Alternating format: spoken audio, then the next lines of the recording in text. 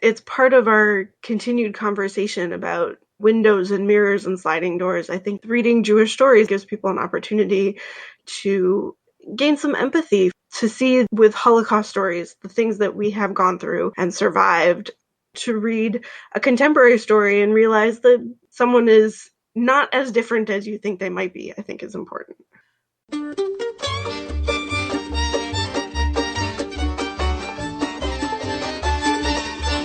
This is The Book of Life, a show about Jewish kidlit mostly.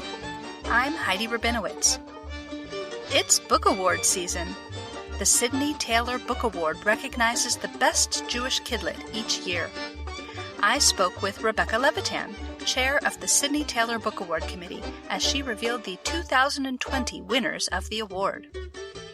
Be sure to visit bookoflifepodcast.com for links to everything you ever wanted to know about the Sidney Taylor Book Award, including the full list of this year's winning titles.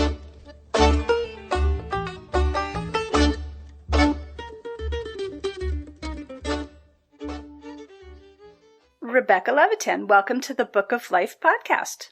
Thank you. I am so excited because you are about to reveal to us the winners of the 2020 Sidney Taylor Book Awards.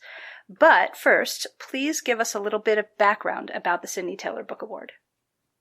Well, the Sidney Taylor Book Award is an award given by the Association of Jewish Libraries for quality children's literature that authentically portrays the Jewish experience. This award is actually just over 50 years old now. It's given in the name of Sidney Taylor, who is the woman who wrote the All of a Kind family books, which many, many, many readers out there have read and identified their Jewishness with it, and so it's exciting to give it in that name.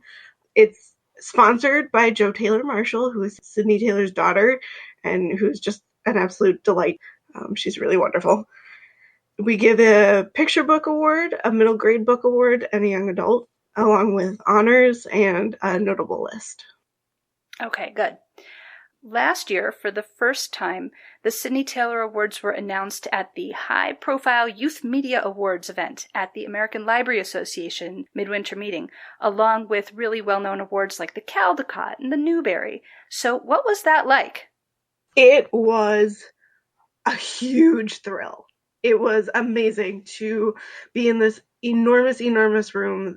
All these people were so excited to see all these books being awarded. The cheering, it was very emotional.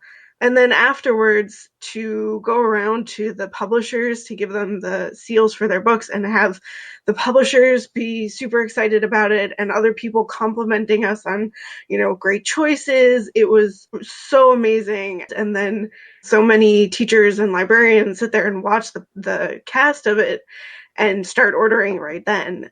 So you mean that people across the country, or I guess across the world, were watching the webcast of the announcement and then immediately just started ordering the books?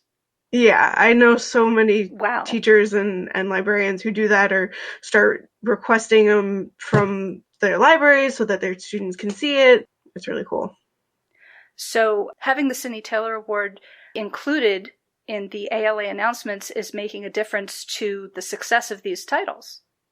It really is. It actually increased their sales by 300% compared to previous winners. Wow. It was huge for those books and for our profile. Awesome. So we have the 3 age group categories. Let's start talking about the gold medalists for all 3 categories, and then we can move on to the honors and the notables. Okay. What book was the winner in the younger readers category? So I'm really excited about this one. Our winner for the younger readers is The Book Rescuer by Sue Macy and illustrated by Stacy Innerst. The tagline is How a Mensch from Massachusetts Saved Yiddish Literature for Generations to Come. And it's told in a very easygoing storytelling manner. It feels like your uncle or your aunt or somebody is sitting down telling you this story of how the Yiddish Book Center got started. That's so awesome. I just interviewed Sue Macy for an episode of The Book of Life. So awesome. That's wonderful. And she was great. Let's move on. Tell us about the winner in the older readers category. The winner for the middle grade category is White Bird by R.J. Palacio, a wonder story. It's really exciting because this is also a graphic novel. It's a really touching story about a girl hiding during the Nazi occupation of France. It's beautifully illustrated, really well written, and really, really compelling. Now, I know there's been a lot of buzz about that book, but at the same time, I know some people will groan and say, not another Holocaust book. So, can you explain a little bit about why you think Holocaust books so frequently win Sidney Taylor Book Awards? I think part of it is the cycle of publishing, that publishing sees that Holocaust books do well, so they're more invested to continue putting out Holocaust books. It makes me want to kind of shake publishers and be like, we shouldn't forget, but also we survived. We made it past there. There are people thriving in their Judaism now, and we should be publishing those stories. But also, it's so, so important to keep reading these Holocaust stories and to keep talking about it. And, we're 70 years out from it, which is a lifetime. But if we look out the window today, there's a march going on in New York protesting anti-Semitism. So it's really not that far away. And so to keep reading these stories and to keep remembering, I think is super, super important. Tell us about the winner in the teen readers category. As we were just talking about Holocaust stories, this is another Holocaust story, but this one takes a little bit of a different approach. The book is Someday We Will Fly by Rachel DeWaskin, and it's actually set in Shanghai during World War II. It's about a girl who escapes with her father and her sister and how she survives in Shanghai. And it was just really, really beautiful and really fascinating. We were very proud to put our name on this one. So I'm pleased that there is excellent, high-quality Holocaust literature being published. At the same time, the fact that 2 out of the 3 gold medals are Holocaust books, I think is just a sign of something that's not quite right in the whole genre of publishing Jewish content children's books. I can't agree more. We actually had 3 submissions for YAs that were contemporary romances where both protagonists were Jewish, which in and of itself seems like a big win. So that was really encouraging that that's happening. I would love to see publishers invest more in contemporary stories. There were also 6 silver medalists, I believe, also known as Sidney Taylor Honor Books, and then 8 notable books selected by the committee across the 3 age categories. Yes. Why don't we have you go through all of the books getting recognized, so we have that whole list? So in the picture book category, honors are for Gitchel's Journey and The Key from Spain. Notables are Dr. Esperanto and the Language of Hope, A Scarf for Kiko, and Parrots, Pugs, and Pixie Dust. For middle grade, our honors are Games of Deception and Anya and the Dragon. Our notable books are Masters of Silence, A Boy is Not a Bird, and Rachel's Roses. And then for young adult, our honors are Dissenter on the Bench and Sick Kids in Love. And our notable books are In the Neighborhood of True and Light in the Darkness. And are there any that you want to call out in particular? Oh, yes. For the middle grade readers, one of our honor books is Anya and the Dragon by Sophia Pasternak. This is an absolutely super fun fantasy story with a Jewish girl, and she meets this dragon. So exciting and so much fun to read, and really I got invested in the story so much. There's a second book coming out. Really, really highly recommend Anya and the Dragon. And then the other one I want to point out for honor books for our young adult readers is Sick Kids in Love by Hannah Moskowitz. Great book. It's contemporary romance about 2 Jewish kids, a girl with arthritis and a boy with Gaucher's disease, which is a Jewish genetic disease. And they meet and they fall in love and they support each other through all the hardships of being someone with a chronic illness. One of the committee members pointed out that it's so Jewish in like the Bikor Cholim aspect. It gave a lot of insight into what it means to be someone with a chronic illness. Actually, the tagline for the book is "They don't die in this one," which is great considering all the like sick lit that's been out there. Right. but also just really sweet and wonderful romance. And as someone who really enjoys reading romance, I really like this one. Great. Yeah. For the picture book category, one of our honor books was Gittel's Journey by Leslie Ann Newman, an immigration story coming into the U.S. in the late 1800s. It's so beautifully illustrated. I think I could just look at the pictures and be really happy, but the story is just really wonderful. Leslie talks in the back pages about how this came from her family's experience. I'm really excited to be honoring this book as well because we are honoring Leslie Ann Newman with a Body of Work Award. Couldn't have picked a better person. She's got just a wonderful catalog of Jewish-related books and books related to LGBTQ, which I think is super important. And I just feel very, very grateful that the committee thought that she was worthy of the Body of Work honor, and I'm excited to move forward with that. That's great news. I know that every few years, the Sidney Taylor Committee chooses a Body of Work award winner for a career of contributions to the genre of Jewish children's literature. So that's great. Leslie Ann Newman is a terrific choice. She actually won the Sidney Taylor Book Award in the past for Quetzal the Cat Who Composed. Yes, which is such a sweet story. And I think that that's the same illustrator as Gittel's Journey, isn't it? Amy June Bates? Is that right? Yes, Amy June Bates. Yep. So now that illustrator has won both a gold and a silver. Yeah. Along with Leslie. Great. Are there any trends or themes that you're noticing in this year's crop of winners? Or even in this year's submissions? In this year's submissions, well, there was always a handful of Anne Frank things, handful of Ruth Bader Ginsburg things. Actually, one of our honor books for young adult is Dissenter on the Bench by Victoria Ortiz, which we all agreed has probably been the best RBG biography to come out. It ties her court cases with her life. It talks about her Judaism more than just she was discriminated against and that was no fun. So that was really, really good. But on top of that, I was noticing several books that were based on Yiddish stories or Yiddish songs. So they weren't in Yiddish themselves and didn't really have a Jewish person or people doing Jewish things in it, but it was just based on something that was Jewish. Raisins and Almonds and Goodnight Wind, and actually a really cute picture book based on It Could Always Be Worse, about a little girl who wants a puppy, and she has the entire apartment building bring their pets in, and all of a sudden her mom realizes that maybe one puppy's not so bad. There were also a large chunk of books about righteous Gentiles. There was Meep and the Most Famous Diary, Martin and Anne, Francesco Torelli's Ice Cream Shop. I want to say The Book Cyclist, but that's not right. The Brave Cyclist? The Brave Cyclist, there we go.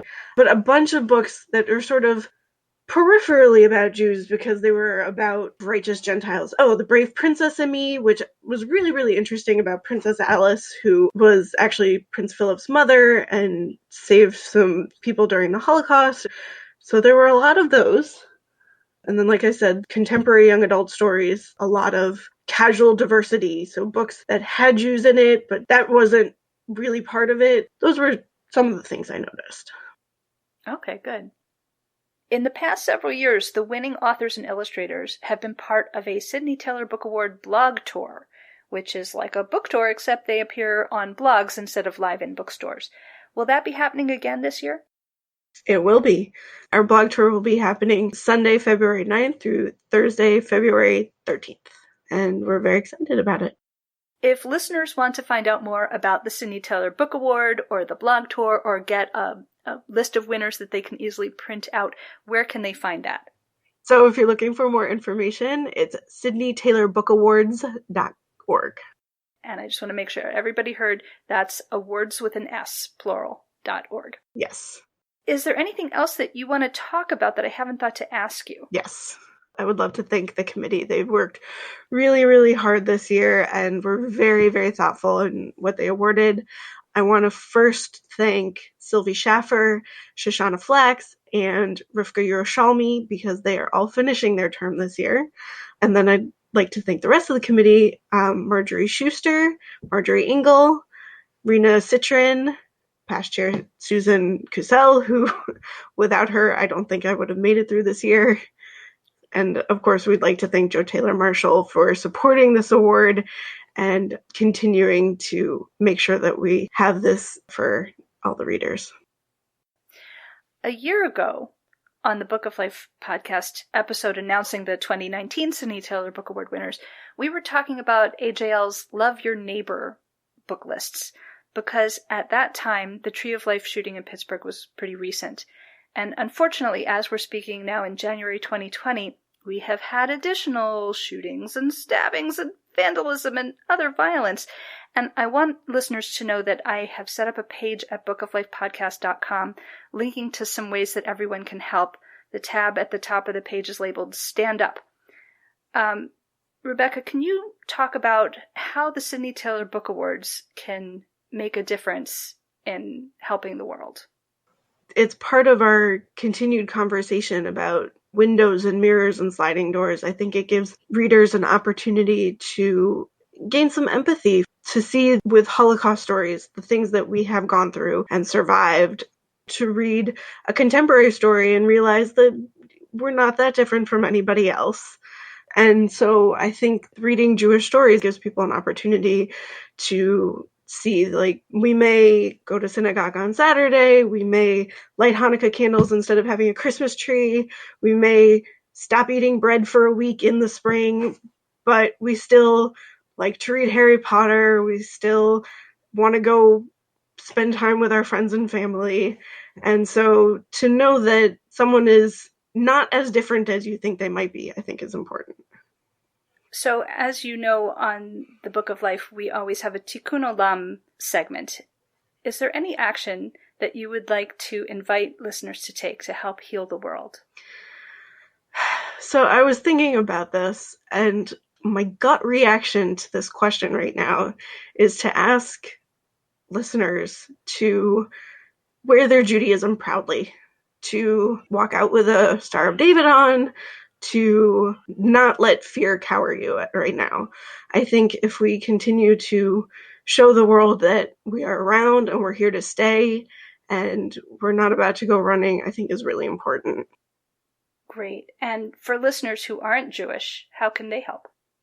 Talk to your Jewish friends. Ask them questions about how they observe. Ask them what you can do to be helpful to them. Would it be helpful to walk with someone to synagogue? I was on Twitter earlier today, and apparently in Bergenfield, New Jersey, they had a rally yesterday, which people are like, why would you have it on Saturday? They were trying to show the Jewish community there that they were in support of them walking to synagogue, and to remind people that we're all in this together.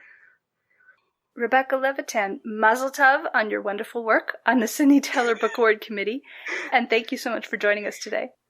Thank you so much for having me, Heidi. This has been amazing.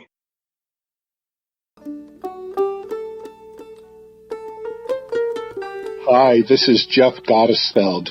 I'm author of No Steps Behind, Beate Sirota Gordon's Battle for Women's Rights in Japan.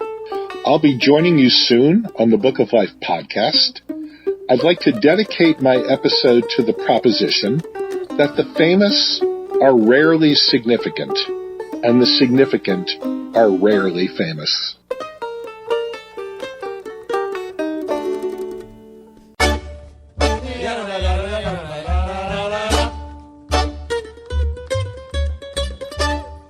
Don't be a stranger.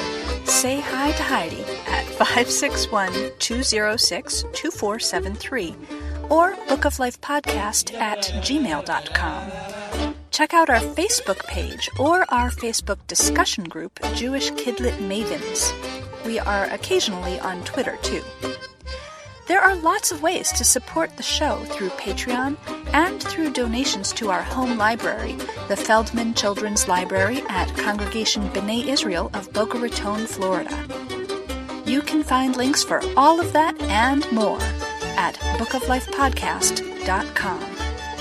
Our background music is provided by the Freilach Makers Klezmer String Band.